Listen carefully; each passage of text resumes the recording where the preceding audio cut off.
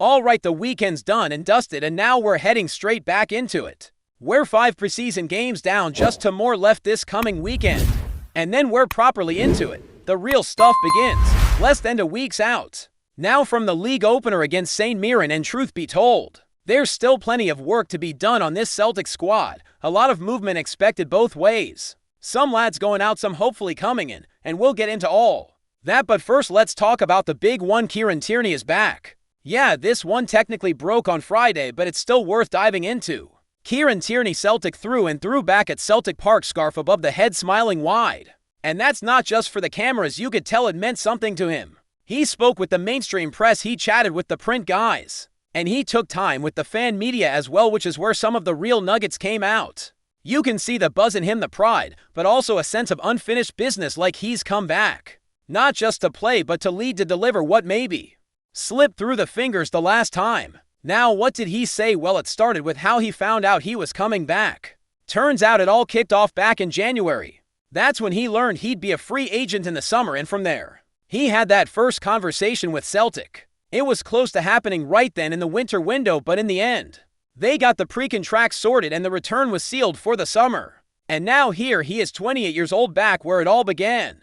And when asked if he sees himself staying here until the end of his career, his answer felt honest. Said, "You never know in football, of course," but also admitted you don't come back home at 28 thinking about moving on again. And honestly, that hits different. This is not a loan. This is not a swan song. This is a guy who believes there's a decade of football left in him, and he wants to play it in green and white. That kind of loyalty, that passion, that belief in what this club is. It doesn't come around often, and when it does, you grab it with both hands. He spoke about his impressions of the current squad, and he was buzzing. Called them physical, quick, full of energy and intensity. Said he missed the first week or so due to international duty, but coming back and seeing the levels the boys were at made him excited to get stuck in. What's interesting too is how much he's changed as a player. While away, he's played center back for Scotland, played higher up as a wing back for Arsenal. Seen different systems been used in different ways, and that's only made him more adaptable. He's always been comfortable at left back, sure, but now he brings something more to the squad, that ability to shift, to cover, to bring experience in multiple areas of the park. When asked if there's a moment from his first Celtic stint that stands out, he doesn't get sentimental. Instead, he brings it back to the mission, keeping Celtic at the top. That's what matters. Trophies, performances, consistency, and he's not just saying it, you can feel that it's something he's holding himself accountable to. He also opened up about the timing of this return. It wasn't something planned out for years, but it felt right when it happened. He'd always hoped it could happen one day, and this was the perfect time. He's watched the team evolve while he was away, and tactically he recognizes the identity. High pressing, quick recovery, loads of energy, a Brendan Rodgers hallmark. He's not coming into something unfamiliar. It's a squad with the same ambitions, the same demands he remembers. And when the topic of injuries came up, something that's shadowed his career a bit, he didn't flinch. Said he never goes into a match thinking about injury, just about giving 100%. And yeah, stuff happens, but he does all the work behind the scenes to make sure he's right physically. That kind of mindset again tells you a lot about the lad. The conversation also turned to what he's bringing back from his time away. From Arsenal, from Real Sociedad, from training and playing under different managers. His answer was class. Said he's been in all sorts of situations, fighting for Champions League spots, pushing clubs back into contention, and it's those experiences, that different kind of pressure, that gives you new ways to lead. And at Celtic, expectations haven't changed. You're here to win. You're here to deliver. And for someone who's lived through that pressure before and thrived in it, you sense that he's ready to embrace it again. When asked if he can help the younger lads deal with the pressure, he nodded straight away. Said, "There's already loads of leaders in the dressing room. Cal, Mac, James, Forrest. But if he can be part of helping develop that next wave, he's more than up for it." And when the chat turned to 10 in a row, that old ghost Tierney didn't dodge it. He acknowledged the pain of missing it while down south.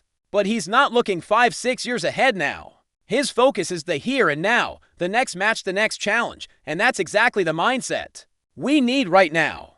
There was even a cheeky question about whether he might end up captaining the side someday. Following in the footsteps of Brown and McGregor, Tierney didn't rule it out, but he was humble. Said it's up to the gaffer, up to the coaches, and now he's just going to be himself in training and games, and if that leadership role comes, it comes. But again, you sense it's a role he could grow into, no doubt. He also spoke about individual players who've impressed him since returning. And straight away he singled out Kalmak, said sometimes you forget just how good he is until you're training with him again. Also gave a big shout to Daisen Maeda, calling him an absolute machine on the left. Physically top class and a joy to play with. Only had a few sessions and games together so far, but already the chemistry is building, and honestly imagining Tierney and Maeda running that left flank is enough to get any Celtic fan buzzing. He was also asked who helped him transition into the first team back in the day. Mentioned Scott Brown straight away, called him a massive influence, especially during the under-20 days. Guys like Charlie Mulgrew and even Aguirre, who was competing with Tierney for the same spot, but always took the time to give advice and encouragement. That's the kind of dressing room culture that wins leagues, and now Tierney's ready to be that guy for the younger players coming through, to pass it on just like it was passed to him. He had a lovely bit as well about finally getting to visit Lisbon.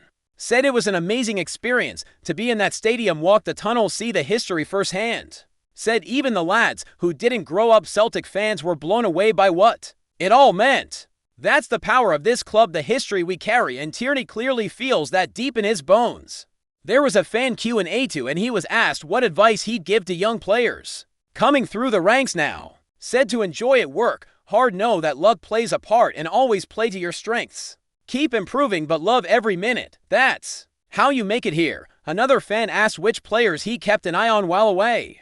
He said he watched everyone but naturally followed the guys he was close with, Greg Taylor, Maeda, Kalmak, and was buzzing with how well the team's done. Said the combo between Greg and Daisen on the left has been class the last couple of years. Again, you see how connected he stayed to the club even while miles away. So yeah, that was the return of Kieran Tierney, not just a homecoming but a statement. A player back in his element, with experience, with hunger, and with a point to prove. And with Tierney locking down that left-hand side, combining with Maeda's relentless energy. Honestly, that flank is going to be a nightmare for opposition defenders this season. Best left back we've seen in years, no doubt about it, and having him back is massive. Alright, let's pick it up where we left off, because while there's plenty of excitement around who's coming, and there's been a fair bit of movement the other way as well. Some outgoings that tell you a lot about where the club's priorities lie and just how badly we're still trying to clean up from that infamous summer of 2023. Let's start with Luis Palma, who's currently out in Poland. The footage dropped showing him arriving at Poznań Airport. And unless something completely unexpected happens, he's about to become a Lech Poznań player on loan. The medical scheduled, and all signs point to that being announced very soon. Now here's the kicker. Reports out of Poland suggest the deal includes a buy option somewhere around £3 million for a player who never quite nailed down a consistent place in the team. That's a pretty solid bit of business. The boy clearly has talent. We saw flashes of it, but for whatever reason it just didn't click the way we hoped. But what's maybe more interesting is the timing. Lech Poznań are just about to enter Champions League qualifying, and some of the local media are already wondering whether Palma will be registered in time to play in Europe this week. And here's where things get a bit mad, because if they win their upcoming tie, they could end up playing against Celtic in the playoff round. Now loads of things need to happen for that scenario to even become a possibility, but it raises that classic football question: is there a clause in the loan deal stopping Palma from playing against us? UEFA rules actually allow loan players to face their parent clubs unless the contract specifically forbids it, so that's something we'll all be watching closely.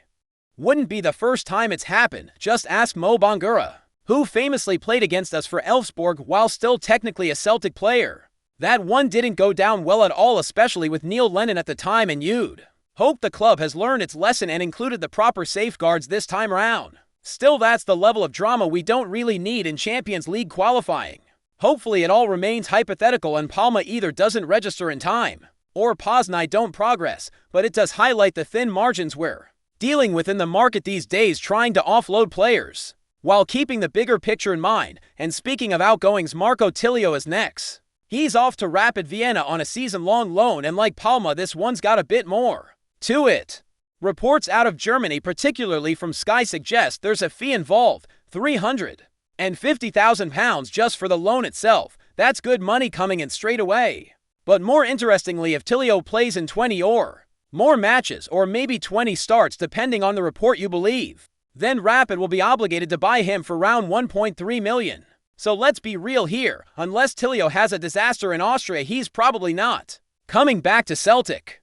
And again, that's not a massive loss, but it's another clear signal that last summer's recruitment drive was a mess. We spent over $1 million to bring him and barely used him, and now we're basically moving him on after a handful of appearances. Melbourne City even posted a farewell, so they've clearly been informed he's not returning to them, just another domino in the line. Now step back for a second and look at the broader picture.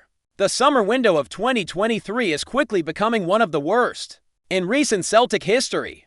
People talk a lot about the John Barnes season or some of those early 2000s nightmares, but honestly last summer might be right up there. 9 players were signed when Brendan Rodgers came back, and at the moment only 2, Young and Bernardo, are still with the squad. Quan is likely on his way out according to Rodgers himself.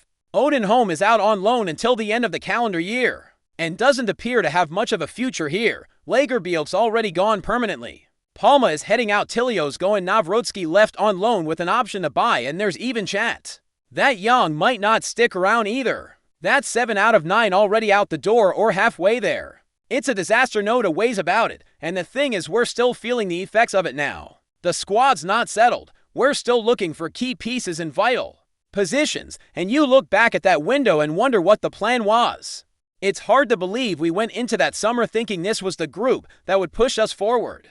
Feels more like a panic window than a calculated one, and we're still cleaning up the mess 12 months later. But alright, let's flip the page for a moment and talk about someone new, Shin Yamada. This one's really interesting.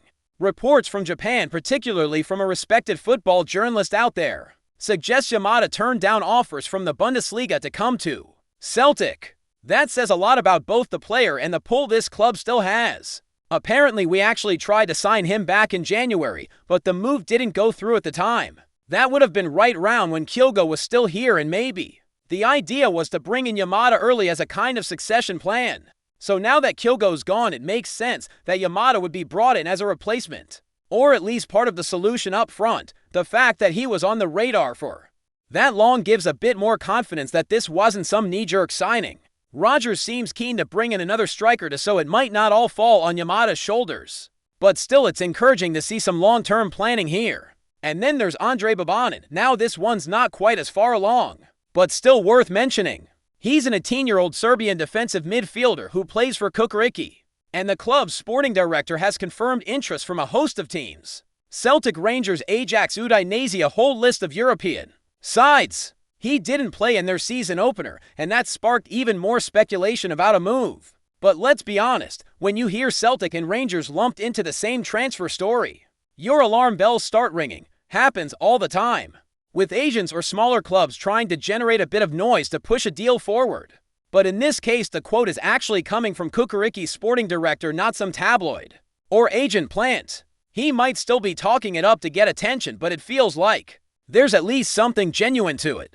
Whether anything actually happens remains to be seen, and to be fair, this doesn't sound like a first-team ready signing, more like a project player, someone who'd train under Cal McPhillan occasionally and maybe grow into the role over time. Wouldn't be a bad move, especially with how heavy McGregor's minutes have been the past few seasons. So to sum it all up, or at least to take stock of where we are right now, it's a strange place to be. We're 2 weeks away from the league opener, still figuring out the shape of the squad, still trying to shift out some of the bad decisions from last summer, and still chasing that next big signing or two to make us believe again. But there is a bit of optimism creeping in. Tierney's return has lifted everyone. Yamada could be a smart addition, and if we avoid another Palma-Bangersli debacle in Europe, maybe, just maybe, we'll find ourselves in a better position than last year. The pieces are starting to fall into place, but the work's not done. There's still gaps to fill, and we need to make sure this summer doesn't end up like the last one, a collection of short-term gambles and long-term write-offs. Brendan Rodgers needs proper backing. The fans need a squad that can compete on multiple fronts, and the clock is ticking. That's the state of play at Celtic Park right now. A club that's got its legends returning, its deadwood being cleared, and its eyes on the horizon. Whether the rest of the window plays out the way we hope, well, time will tell. Before we proceed, subscribe to our channel and enable notifications to receive all exclusive news about Celtic FC. Don't miss any details about your favorite team. It's extremely important for Celtic FC fans. Whispers have begun to echo from the cobbled closes of Glasgow to the sun-drenched training grounds of Madrid, and they carry a name few would have expected to hear in connection with Celtic Park. LUKA MODRIĆ, you read it right, the Croatian maestro, longtime heartbeat of Real Madrid's midfield and a Ballon d'Or winner, is rumored to be on the verge of swapping the white of Los Blancos for the green and white hoops of Celtic. Now, let's not get carried away just yet. Nothing's been confirmed, no scarves have been held aloft on the steps of Parkhead, and MODRIĆ himself has yet to speak publicly.